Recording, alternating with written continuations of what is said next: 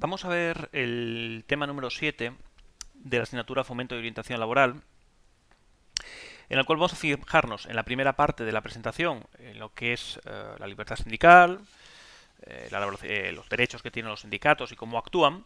Y en la segunda parte vamos a fijarnos más en lo que son las organizaciones empresariales para finalmente, conociendo lo que es los sindicatos y lo que es el derecho de libertad sindical y lo que son las organizaciones empresariales, ver cuáles son los medios para solucionar los conflictos que pueda haber entre los trabajadores y los empresarios. ¿De acuerdo? Primero vamos a definir lo que es la libertad sindical. ¿Cuándo empieza a regularse? Bueno, es un derecho reconocido como tal ya en la Constitución española, exactamente en su artículo 28, y que se desarrolla en una ley orgánica, en la Ley Orgánica 11/1985 de Libertad Sindical, ¿vale? 7 años más tarde, en el año 85. La libertad sindical, si tendríamos que definirla, según explica esta norma, esta ley orgánica, está formado su definición por 3 elementos. En primer lugar, es una asociación permanente. Esto quiere significar que es una asociación permanente de trabajadores, es decir, no se están uniendo 2, 3, 4, 5 trabajadores para realizar, oye, vamos a hacer una reclamación al patrón o al empresario puntualmente sobre un horario, el viernes o en verano, no. Tiene que tener una continuidad en el tiempo. En segundo lugar, sin ánimo de lucro. Aquí, cuando hablamos sin ánimo de lucro, lo que estamos buscando es decir, el fin último de un sindicato es defender los derechos y las condiciones laborales de los trabajadores que representan. En ningún momento es obtener una plusvalía o un beneficio por las actividades que realice, dígase formación, etcétera. ¿Vale? Y el tercer elemento, en el cual se habla de definición de la libertad sindical, es la búsqueda en la mejora de las condiciones laborales. ¿Vale?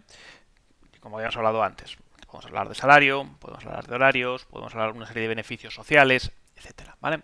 Por lo tanto, cuando en el examen nos hablen de la definición de la libertad sindical, tenemos que hablar que es una asociación permanente de trabajadores que sin ánimo de lucro buscan mejorar las condiciones laborales o las condiciones laborales de los trabajadores.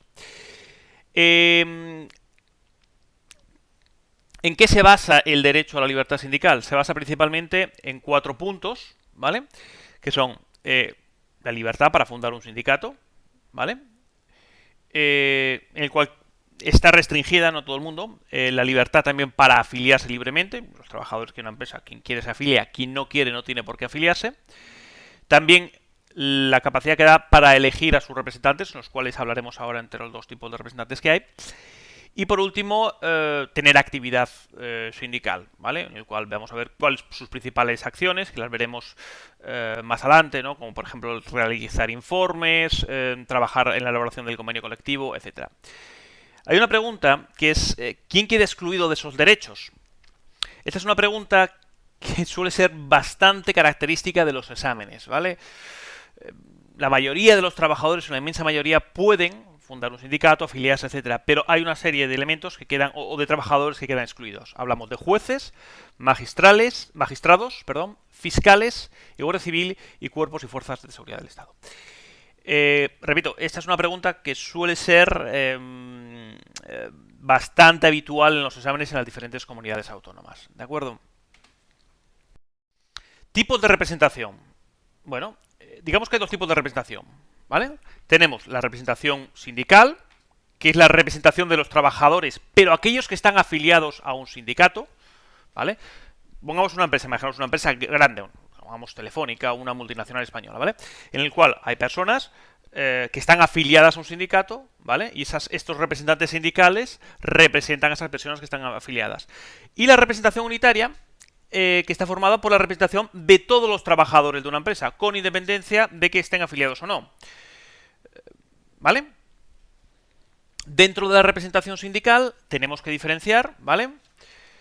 La representación, hay sindicatos representativos a nivel nacional, que son los sindicatos que tienen un mínimo del 10% de los representantes de los trabajadores. Hay también sindicatos que son representativos a nivel autonómico, de comunidades autónomas, Castilla y León, de Asturias, de Galicia, etcétera. Y los sindicatos cuasi representativos, que tienen que tener al menos el 10% de los trabajadores de una empresa. ¿Vale? Por otro lado, hablamos de lo que son la representación unitaria, que habíamos dicho antes. Cuando hablamos de la representación de unos trabajadores, podemos hablar de trabajadores tanto de aquellos que están que están afiliados a un sindicato, como aquellos que no están afiliados a un sindicato, ¿vale? Dentro de la representación unitaria, hablamos de lo que son los delegados de personal y hablamos de los comités de empresa. ¿Cuál es la diferencia principalmente? Vale, los delegados de personal son para empresas de menos de 50 trabajadores, ¿vale? Y para los comités de empresa, estamos hablando para empresas que tienen más de 50 trabajadores. Esta diferencia es bastante importante, ¿vale? En el caso de la representación sindical, tenemos que hablar de dos figuras, que lo que es el delegado sindical, ¿vale? Y lo que es la figura de la sección sindical, ¿vale? Las secciones sindicales son el medio de actuación de los sindicatos dentro de una propia empresa, ¿vale? Puede haber un sindicato que es a nivel nacional y la sección sindical, pues digamos que son aquellos representantes de ese sindicato, pongamos UGT, pues hablamos por ejemplo de Telefónica, a lo mejor para los trabajadores que desarrollan su labor pues, en la provincia de Barcelona, ¿vale?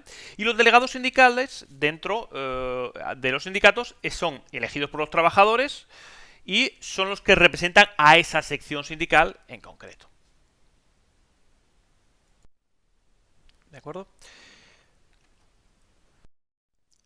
El proceso electoral para elegir a los representantes de los trabajadores. Vale. Para votar, ¿quién puede votar en primer lugar? Pueden votar todos los trabajadores de una empresa que tengan al menos 16 años. Cuestión diferente es quién puede ser elegido como representante, ¿vale? Para ser elegido como representante debes tener al menos 18 años y tener una antigüedad mínima en la empresa por la cual tratas de presentarte como representante de los trabajadores al menos de 6 meses en esa empresa. ¿Cada cuánto se celebran esas elecciones? Bueno, se celebran cada 4 años. Cierto es que si hay un aumento importante de la plantilla, una empresa tiene 300 trabajadores y amplía, por ejemplo, su carga de trabajo y aumentan 100, 200 trabajadores, se pueden adelantar esas elecciones, ¿vale? Hablamos antes de los representantes de los trabajadores y del comité de empresa. Vale, para el comité de empresa hablamos de listas cerradas. Las listas cerradas claramente significan, es decir, tú votas, por ejemplo, a un sindicato y él es el que establece quiénes son y en el orden en el cual quién presenta en esa lista y quién va a ser el primero en la lista, quién es el segundo y el tercero. En el caso de los representantes de los trabajadores son listas abiertas. Es decir, ¿qué significa? Que tú de las personas que se presentan, tú eliges al que quieras, ¿vale? Pongamos un ejemplo claro. En el caso de un comité de empresa, tú votas a la lista de comisiones obreras. Y pues, digamos que Juan García García es el que está el primero en la lista. En el momento que votas a Juan García García, significa que votas a la lista de comisiones obreras y Juan García García será el primero, en el caso de que ganen, en coger ese puesto. En el caso de representantes de los trabajadores de listas abiertas, significa que tú puedes votar bien a Juan García García o a Pedro García García, al hermano, ¿de acuerdo? Sin tener que tener en cuenta que esté dentro de una lista presentada por los sindicatos. En cuanto a los representantes de los trabajadores, tienen una serie de horas mensuales en el cual se les asignan para poder representar a sus trabajadores, ¿eh? Es decir, dentro de una jornada laboral habitual de una semana, son 40 horas a la semana, unas 160 horas al mes. Pues mira, en el número de trabajadores de la empresa, pues mira, hasta empresas de 100 trabajadores tienen derecho a representación de 15 horas mensuales. De 101 trabajadores a 250, 20 horas al mes. De 251 a 500 trabajadores tenemos ahí 30 horas al mes. De 501 a 750 trabajadores, 35 horas al mes. Y de 751 trabajadores en adelante, 40 horas al mes. Ahora vamos a hablar de las competencias y de las garantías que tienen estos representantes de los trabajadores. Competencias. Bueno, cuando hablamos de competencias es qué es el trabajo, qué tienen que hacer esas horas que habíamos hablado antes, que les dejaban para desarrollar su actividad, qué es lo que tienen que hacer. Tiene varias funciones. Una de las más importantes es controlar que se cumple la normativa laboral, entre ellas el convenio colectivo, que veremos más adelante en qué significa. Si hay un horario de entrada, pues a las 9 de la mañana, pues controlar que realmente se está ajustando y no que el empresario obliga a entrar a las 8:30, por ejemplo, ¿vale? Estar presente junto al trabajador cuando lo solicite, sobre todo, por ejemplo, en determinados procesos. Imaginaros que hay un despido de un trabajador y va a firmar el finiquito. Pues en este caso suele estar presente el representante de los trabajadores. También realizar informes previos no vinculantes. Informes previos no vinculantes significan que, bueno, que son necesarios, tienen que elaborarlos, aunque para que el empresario tome una determinada decisión, el cual el empresario finalmente puede tomar la decisión que quiera, pero tiene la obligación por lo menos de escuchar la voz de los representantes de los trabajadores, en este caso estos informes, ¿no? Por ejemplo, sobre reestructuración de plantillas, sobre ERES, que ya veremos que son procesos de regulación de empleo, modificación de horarios, jornadas salariales, etcétera, ¿vale? También tiene que estar informado sobre la evolución del sector de la empresa. Obviamente, si es un representante de los trabajadores en el sector, por ejemplo, de la minería, tiene que conocer pues cómo va el sector de la minería, la normativa y las circunstancias un poco pues del sector minero o del sector donde está enclavado esa empresa en concreto. En cuanto a las elecciones, también tiene que estar presente en las elecciones, ¿vale? Tiene que informar sobre la venta de bienes de la empresa, etcétera, ¿no? Por otro lado tenemos las garantías, es decir, las garantías, ¿qué es lo que buscan? Lo que buscan es que evidentemente frente a la figura del empresario no pueda haber una persecución de esos representantes de los trabajadores. Digamos que tienen una protección extra frente al resto de los trabajadores para que en su desarrollo de la acción de representación de los trabajadores no puedan ser perseguidos, ¿vale? Hay varios puntos. Por ejemplo, tienen una disposición de horas con retribución para realizar sus funciones. Ya habíamos hablado antes, ¿no? Por ejemplo, eso de 15 horas al mes para empresas de menos de 100 trabajadores, etcétera. No ser despedido ni sancionado durante su mandato y al año siguiente. Es decir, imagínate que eres representante de los trabajadores, 4 años, deja de ser representante. Bueno, pues el año siguiente en el cual dejas tu mandato también no puedes ser despedido ni sancionado durante ese mandato, ¿vale? También, ante despido improcedente, podrán elegir entre reingreso en la empresa o ser indemnizados. En caso de despidos por cuestiones tecnológicas, económicas, etcétera, digamos que también tiene una serie de prioridades frente a otros trabajadores, ¿no? También tienen otras funciones, como expresar opiniones relativas al ámbito de representación, etcétera. Digamos que tienen una serie de funciones bastante importantes. Organizaciones empresariales. Bueno, cuando hablamos de organizaciones empresariales, lo que hablamos aquí son de una serie de normativa en el cual está desarrollado de carácter preconstitucional. Recordad que la Constitución española se aprobada en el año 1978 y esas asociaciones son reguladas por la Ley 19/1977 del derecho de asociación sindical. Las organizaciones empresariales se definen de una manera muy simple. Son asociaciones de empresarios que defienden intereses sociales y económicos. No tiene más, ¿vale? Pueden ser de diferente ámbito, de ámbito estatal, es decir, que desarrollan su actividad a nivel nacional u autonómico, ¿vale? Y las más conocidas son la COE, ¿vale?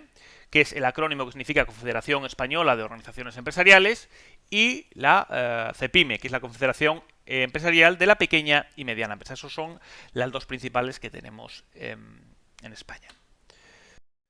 ¿Qué es el conflicto laboral? El conflicto laboral podemos definirlo como la alteración de la normalidad en el ámbito laboral por diferencias entre las partes, ¿no?, referentes a esa relación laboral. Es decir, digamos que la relación habitual entre el empresario y los trabajadores deja de fluir pues por algunos elementos relacionados con esa relación laboral. Puede ser el salario, puede ser la carga de trabajo, etcétera, ¿vale? Claro, ahí lo que vamos a decir es un conflicto. Un conflicto es una lucha, ¿no? Y esto se pueden dividir, se puede solucionar de dos maneras muy diferentes. De una manera pacífica o de una manera no pacífica. De las maneras pacíficas hablamos en primer lugar de la conciliación. La manera pacífica normalmente suele recurrir a una tercera persona. Por un lado los trabajadores, por otro lado los empresarios y por otro lado esta tercera persona. Se suele hablar, por ejemplo, de la conciliación. Es una persona que, bueno, trata de llegar a un acuerdo entre las partes, ¿vale? Hablamos de la mediación. La mediación lo que da es aporta soluciones, ¿no? Es decir, en el caso de la conciliación trata de aproximar posturas. En el caso del mediador propone soluciones. Y por último tenemos el caso del arbitraje, en el cual, una vez en el cual tanto el empresario como los trabajadores aceptan un árbitro, la propuesta que hace este árbitro tiene que cumplirla los dos, los trabajadores y los empresarios, ¿vale? Dentro de los medios de solución no pacífica de los conflictos laborales, el más importante es la huelga. Hay que tener en cuenta que la huelga es un derecho reconocido en la Constitución española, exactamente en el artículo 28, ¿vale? La huelga básicamente es una serie de medidas de presión por las cuales el trabajador cuenta con ese derecho, por el cual se paraliza la actividad, ¿vale?, de la empresa, pero por un lado las obligaciones del empresario de pagar el sueldo también quedan paralizadas, ¿no?, o quedan suspendidas. Es una parada, por lo tanto, de actividad laboral. Hay que diferenciar la huelga también de una serie de huelgas, algunas que son de carácter ilegal, como por ejemplo las de celo. La huelga de celo son aquellas que alteran el trabajo. La huelga de celo, imaginaros, por ejemplo, un bar que hay 15 personas y están en huelga. Todos van a trabajar, pero no desarrollan su actividad. Eso sería una huelga de celo, ¿vale? Las rotatorias o articuladas, que son paros parciales por categoría de trabajadores o secciones de los mismos, ¿no? Imaginaros que en medio de la huelga pues hay un grupo de ellos que deciden ir de manera unilateral, ¿no?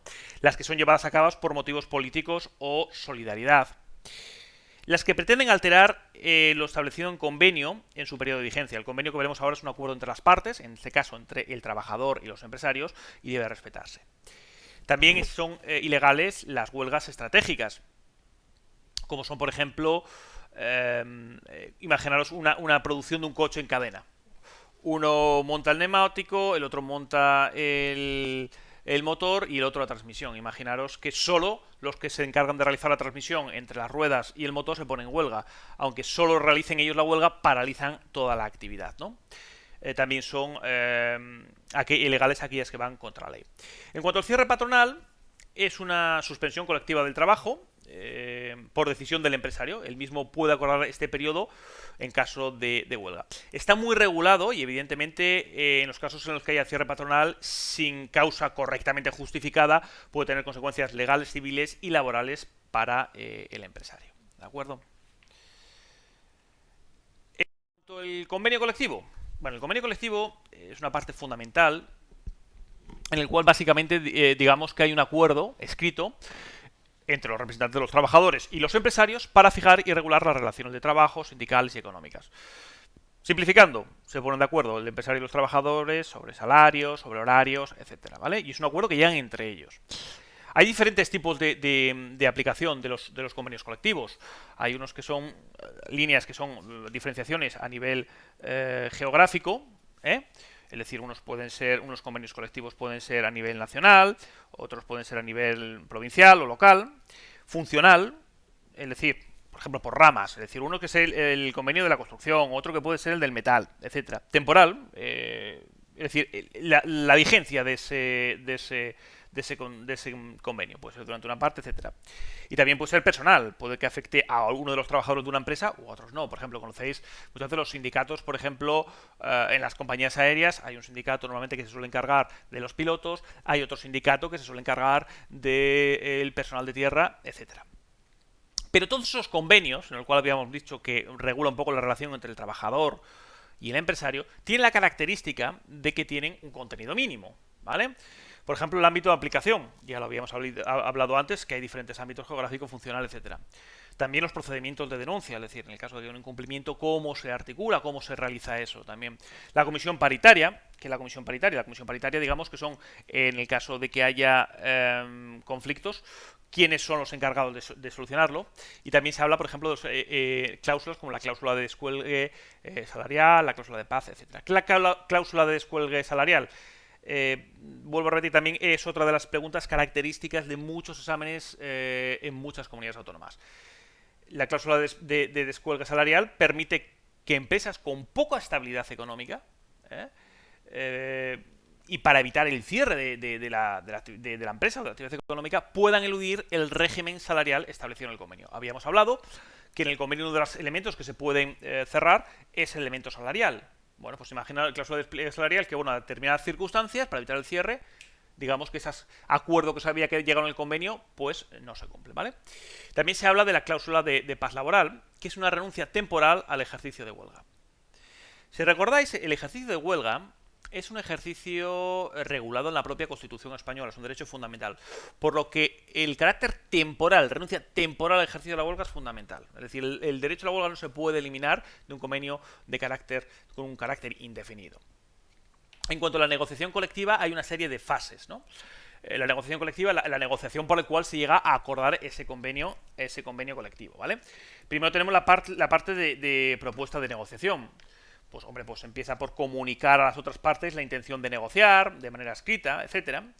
Después tiene que haber una respuesta, donde se debe responder por escrito en el plazo máximo de un mes para aceptar la propuesta de negociación o no. La tercera parte sería la constitución de la comisión negociadora. En un mes se crea una comisión negociadora encargada de negociar de manera justa y con el fin de llegar a un buen acuerdo, ¿no? Y por último, el registro de la publicación. Es decir, una vez los acuerdos, se llega a un acuerdo, están ya firmados por las partes y en un plazo de 15 días se tiene que presentar a la autoridad laboral para que lo registre, ¿no? Y en los 10 días se llevará a cabo su depósito y su publicación en el Boletín Oficial del Estado o en el Boletín Oficial de la comunidad autónoma que corresponda, ¿no?